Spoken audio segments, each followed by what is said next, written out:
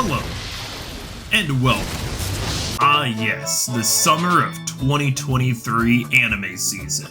Truly one of the anime seasons of all time. Look, not every season is going to be as jam-packed as spring was or as fall is looking, but hey, that's just going to allow some of the other shows that may not have gotten the perfect opportunity to shine in better seasons a chance to show their colors here. So, while I'm not as enthusiastic about this season as I was the past two, I still want to give out my seasonal recommendations, because there are still some great anime to experience right now. Which is why my weebs, degenerates, and femboys alike, you should all join me as I continue my journey to discover the perfect anime. Starting this list off with Horimiya Piece, which is not exactly a sequel to Season 1, because Season 1 of Horimiya adapted the entire crux of the main story. And I'd argue that Season 1 is a fantastic romance that in a rather short amount of time is able to develop and strengthen the relationship of the two leads.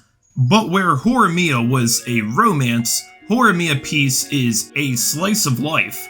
Nothing wrong with that though, because with Piece, we're able to go through and develop the supporting cast because, I'll admit, I mainly identify them by the fact that all major characters in the series are suffering from main character hair syndrome. Let's see, there's the red-haired one, the purple-haired one, the blonde one, and the green...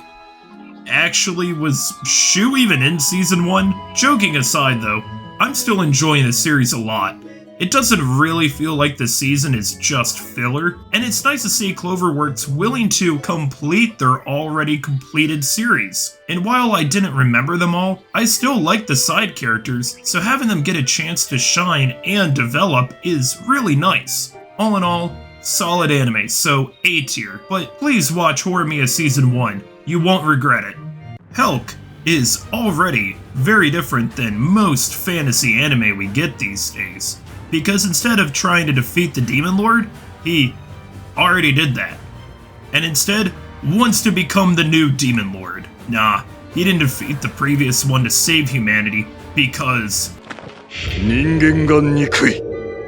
think this is an anime where the less I say, the better. Part of that is because I'm not too entirely sure what to think of it so far. I mean, it's titled Helck, but I know so little about the guy, and that's because the main character is actually Vermilio, one of the 4 elite lords of the demon realm. It's an interesting concept to say the least, but so far it's gone in completely different directions than what I expected. I've heard really good things about this series, so while I am unsure of where this is going to go, the mystery and the intrigue piles on each episode enough to keep me engaged. And hey, it's gonna be a 2-core series, so I'll be able to come back to it with more familiarity when I rank it next time. As for now, I'm confident in giving this an A tier. Alright, now for the anime you all want to see, I'm sure. Jujutsu Kaisen Season 2 is a bit hard to rank so far, and that's because Jujutsu Kaisen Season 2 is divided by its 2 arcs. For the first 5 episodes, we have Gojo's past with the Hidden Inventory Premature Death arc, and then recently Shibuya arc just started. Now, I do think MAPPA is delivering big time so far, but with a 3-week break in between the arcs, it almost feels like this is 2 different seasons here, even though the first part was so short compared to what's coming. I'm an anime only, but I know that manga readers have been hyping up the Shibuya arc more than anything else this whole year, so I'm going to wait for this to really dig into the meat and potatoes of this arc before I'm ready to completely shower it with praise. But as for the first 5 episodes, the anime was able to hit me real hard with a beautiful, tragic, and intense story in its short runtime. That alone is something special, and it just makes me that much more excited for the remainder of the season. I'm not comfortable with giving such an unusual situation that high of a rating, but at bare minimum, it's absolutely a standout S tier. However, this will come back again in my fall tier list, and by that point, we'll see how the Shibuya arc pans out. The Girl I Like Forgot Her Glasses is half a rom-com and half an exercise in camera angles. Now, I've already talked about this one in more detail with my romance anime video, but I've been seeing a lot of people say that they have mixed feelings about this series. And no, it doesn't have anything to do with the animation style, or maybe it does, but more so your opinion of the series is based off of if you are okay with listening to all the noises these two make on a constant basis.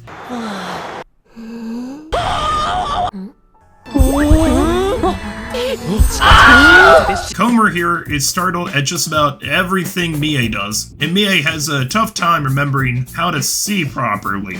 And despite all this, I think they make a perfect match. At least, so does the rest of their class. ごめん、小村くん。読んでもらっていいかな。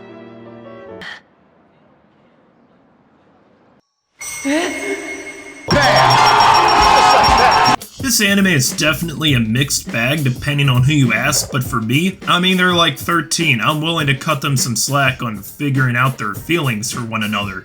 There's definitely a lot of romantic progression here between the both of them. And personally, I just find this series really cute. Maybe I'm enjoying it more than others, but I have no regret in putting this in A tier. Dark Gathering is a horror anime, but unlike most horror anime, it's actually scary. Keitaro Gentoka has been suffering from a curse afflicted to him, which also impacted Eiko, his childhood friend.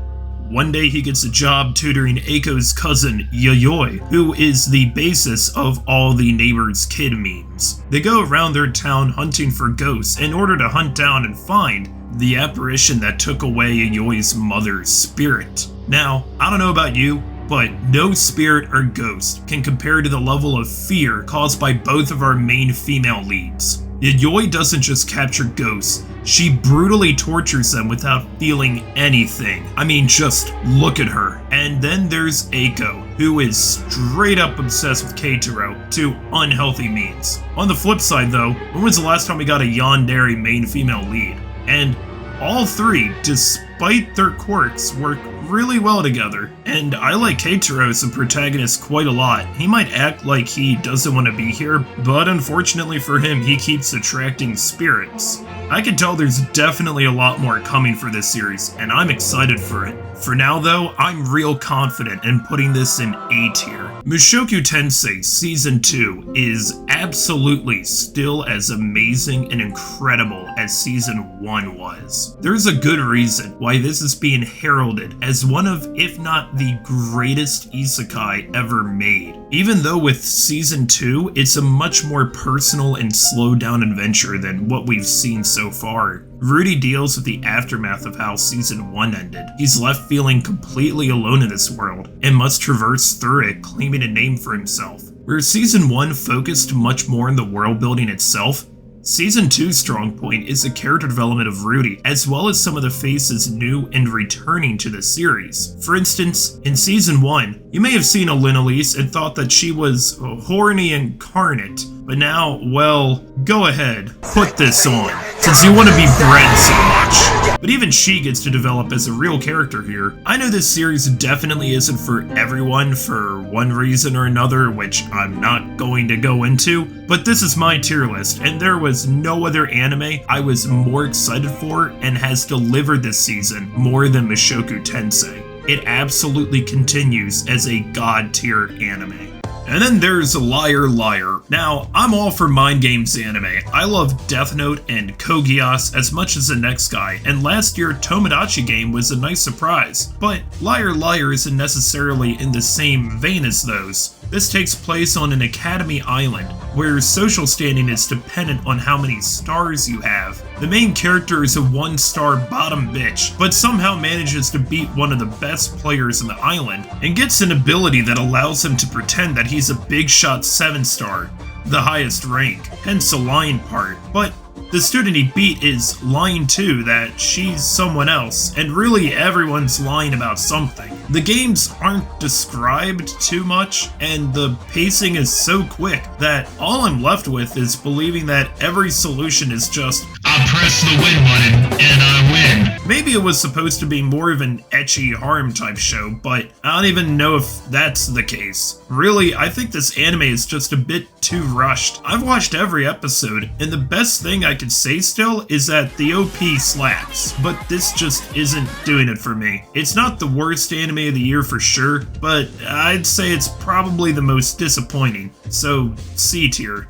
Speaking of which, Spy Classroom returns from the winter for its second season. Now, I did place the series in C tier back in that tier list. However, I'm pleasantly surprised with how well this series has done since my ranking. My original opinion was I didn't quite get the pacing, and yeah, the beginning is pretty uneven, but now we've got the formula set of a mission gets carried out, and then we have slice of life episodes that further develop the main cast. A tall order when you're given 8 girls to remember right off the bat, but now that they've been fleshed out, especially Thea and Monica, I'd like to say that Spy Classroom is the most improved anime all year. It's genuinely become a really good show, great even, and has had some awesome moments to it, especially with the second season's first arc. I've mentioned this in other videos, but in the spring I took a trip to Japan and I stumbled into a pop-up store in Akihabara for Spy Classroom, which you can see in the pictures I took here. So there's definitely a market for this, and I don't know how large the fanbase was beforehand, but I'm sure that they've been enjoying it with how well it's gone now. It makes me really proud to say with confidence that I can now thoroughly recommend this series, and it once again has my favorite ED of the season.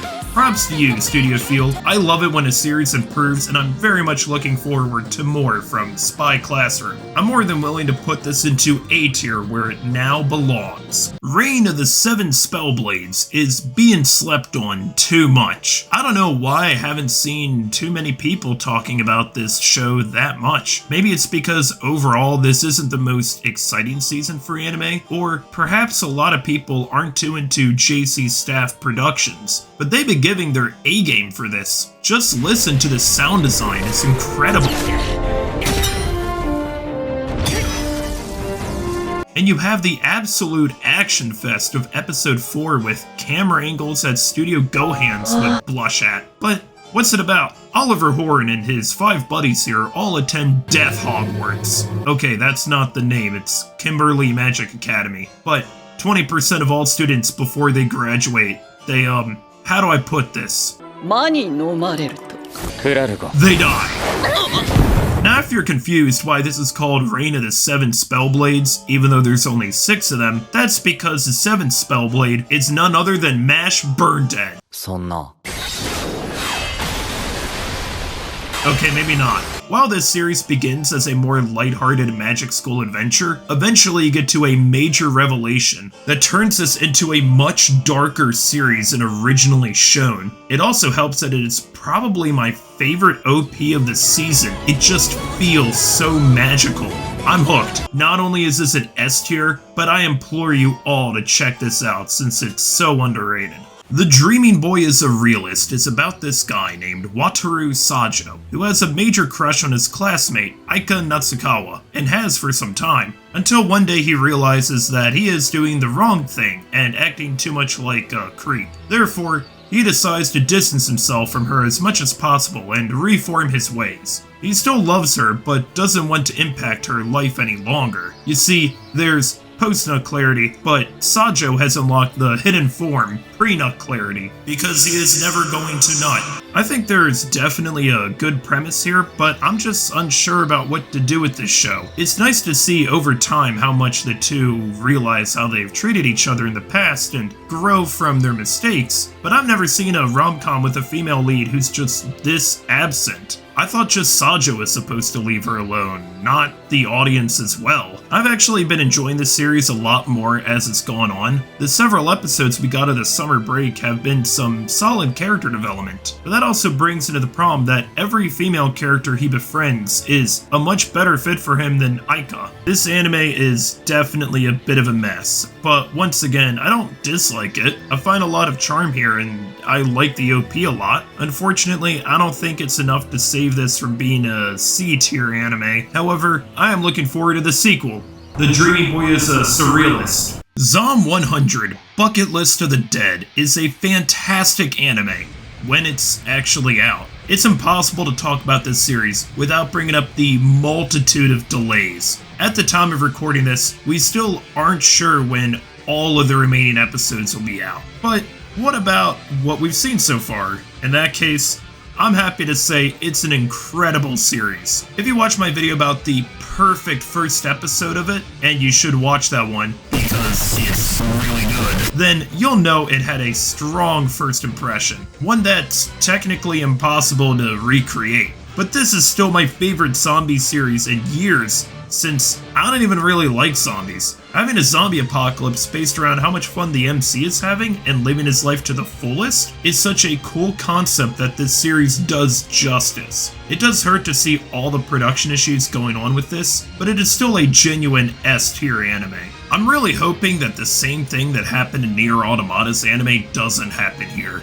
Speaking of which, Nier Automata version 1.1a probably shouldn't be here because we only got 4 episodes in one go in July, but I mentioned in my winter tier list that I would be coming back to this series in a future ranking, so here we are. Real talk, I was genuinely considering making an entire video about the delay and how hard that affected the anime, especially its reception, and I still haven't fully given up with the possibility of doing that. But that's not exactly the kind of content that I make, so I just want to say that despite the production delays of this series and taking half a year to come out with all 12 episodes, this is a fantastic adaptation. If you're worried about this being a by-the-numbers adaptation of the game, it isn't.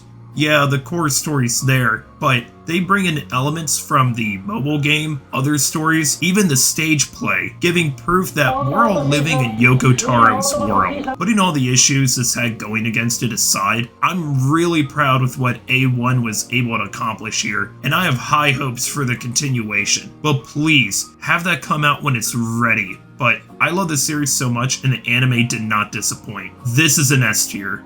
My unique skill makes me OP at level 1, or as I like to call it, Muse me OP 1, is exactly what you'd expect. Ryota, or as most of the cast calls him, Yoda, was isekai'd because he worked at the same company that Akira from Zom 100 worked at, and died. And now he winds up in a new world with an OP skill. His stats are god-awful, but it's okay, because the one stat that is maxed out for him is his drop rate. An anime about drop rates. The Diablo 2 community will love this. Even with his newfound ability, is this really a preferable life to being a Japanese salaryman? Being in a generic isekai, stabbing slimes for a living, falling into a harem just waiting for you and stacking paper?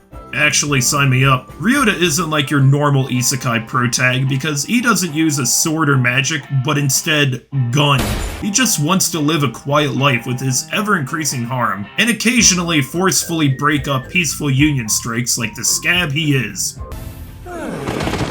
This is a healing bullet. When two are fused together, it becomes a sleep bullet. Boy, are you glad that worked out. I was going to put this anime into S tier, but Ryota's drop skill is so strong that it dropped into C tier. Classroom for Heroes feels a bit odd to me. On one hand, this feels like nothing we haven't seen before, but then we'll suddenly whip out some real Sakuga like my one-hit kill sister did last season. The MC is overpowered as hell, but he has the mental age of like a 5-year-old. You see, Blade here in the beginning of this series defeated the Demon Lord, but now he's a high schooler, and all he wants to do is just have a social life and vibe with the others. Honestly relatable. At times I think this is meant to be a kid's show, but then you'll have a bunch of random ecchi all throughout it. It's more a slice of life than an action or a fantasy series usually is, and most of the plot lines are decent enough. I do like the running gag of Ernest here, being extremely powerful, but in the process losing her clothes, even though she's really the only one who seems to notice it. I mean, have you seen your fellow students? You're fitting right in here. I'm just impressed with this series in general, and this season, because we have 3 anime with dragons that are not CGI. Mushoku Tensei, Reign of the 7 Spellblades, and now this. But part of the reason is because the dragon is Blade's daughter. This is a weird one, but I'd be lying if I said I wasn't having fun. B tier. Reborn as a vending machine, I now wander the dungeon, is proof that God exists, and that God is the trickster god, Weiwei Kyoto. Now, I've recently talked about this one in much more detail in my previous video, so while I do enjoy this series and all of its absurdity and welcome more unique ideas to come to fruition, especially in isekai, I'm going to tell you a short anecdote. You see, many years ago, I took a computer graphics class where we actually, as a class, got to make a logo for this guy's business. I don't remember what the business is for, but I do remember him mentioning that he used to work in the vending machine industry. So, I decided to make a logo based off of a vending machine. As it turns out, he didn't actually like vending machines. He liked owls. I barely passed that class. Anyway, this anime is an A tier, no shame. Temple, or TenPuru, or TenPuru, No One Can Live on Loneliness, is an ecchi anime about this guy named Akimitsu Akigami, whose father leaves not to buy milk, but, women. This man has it in his genes that the Akigami bloodline is ravenous. But this anime doesn't have the budget to put him in Mushoku Tensei where he belongs, and he is okay with that. Because he doesn't shop at Lonely Mart. No, he works at Lonely Mart. This anime isn't even done by the same studio who did Kubo Won't Let Me Be Invisible. I looked it up too. Lonely Mart doesn't exist. But if it did, I would shop there too. Akimitsu here doesn't want to live up to the carnal desires of his family. Instead, tired of temptation and giving in to his humanity, he decides to reject worldly desires and embrace enlightenment, and becomes a monk at an all-women's temple. I would also like to note that this is the second anime the studio has made after My One-Hit Kill Sister. While that anime was a lot of fun, it had incredible animation to mask its utter degeneracy. So it looks like Studio Gecko used all the resources on that series' animation because here, we're just left with non-stop degeneracy. This is actually a contender for funniest anime of the year. Every episode you think, are they really gonna go there? And no, they go further. What makes a series like this work too is that Akimitsu tries his damnedest to not be a perv in every way possible. This is a kind of anime that really shouldn't be ranked because, come on, you're looking for one thing, you're gonna get it. It does it well. That being said, I can easily put this in B tier. My Happy Marriage is fantastic, and I'm glad to see that this one is getting its flowers, since it definitely deserves it. Now, this isn't a rom-com, but more of a straight-up romance. Watching this, all you wish for is Mio Saimori's happiness after how horrible her own family treated her entire life. Fortunately for Mio, they sent her off in an arranged marriage to the kind and misunderstood Kyoka Kudo, who is not only willing to take her in as his fiancé, but stands up for her and does everything he can to protect her. Recently, I was a bit worried that this may have been a series that wraps up its central conflict a bit too quickly, but I'm glad to say that isn't the case, as the current arc is ramping up in its intensity, and just as long as these two are happy by the end of it, I'll be a satisfied man. In a season that isn't as romance heavy or have as many heavy hitters as we've been accustomed to, My Happy Marriage absolutely stands out amongst the rest, and is the other anime I'd put in God tier this season.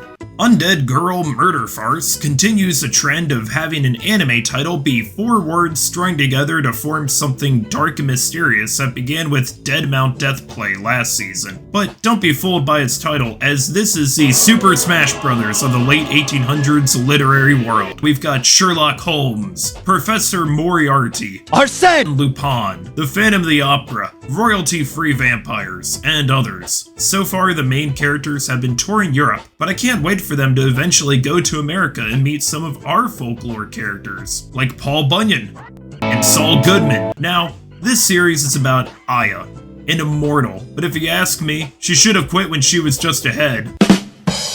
She's on the search for the man who took the rest of her body and is joined by Tsuguru, a half-Oni, and Shizuku, her loyal and badass maid, as they go around and solve mysteries. Hey, all this show needs now is a talking dog, which you would think would be a dumb joke on my part, but in all likelihood would be said by Aya and Tsuguru themselves because they're constantly cracking one-liners. This is such a great series. The writing is on point, the humor is excellent, and Lappin' Track goes hard with the fight scenes. I swear, every episode ends in like 5 minutes. I'm hooked. Definitely check this one out. S tier. And finally, the anime that you've all been waiting for, Rent-a-Girlfriend Season 3. I've made it no secret that I'm a fan of this series. And don't lie, you're watching this too. While I'm aware of the reputation that this has, it's not going to stop me from enjoying it. And I am enjoying this, as this is the best season of the series yet. It's entirely focused around the filmmaking plot, and we actually have, for perhaps the first time in this series, actual character development. Mostly driven by Yaimori, the new girl, and one committed to carrying the plot forward, no matter what the main characters try to do.